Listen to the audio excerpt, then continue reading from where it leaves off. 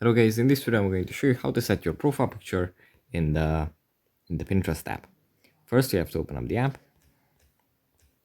Here it opens up in the home menu where we have some pictures and some ideas. From here we just go into the profile menu. Then we tap on our profile picture. Then we tap on edit profile. And then we tap on edit again. And here we can tap on update profile picture to update it.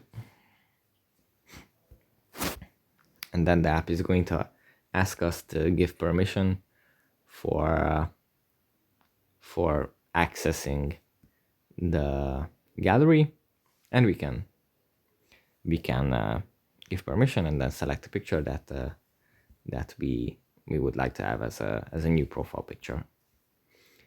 Anyways, that's pretty much it for this video. I hope it was helpful for you guys, and I'll see you in the next one. Bye.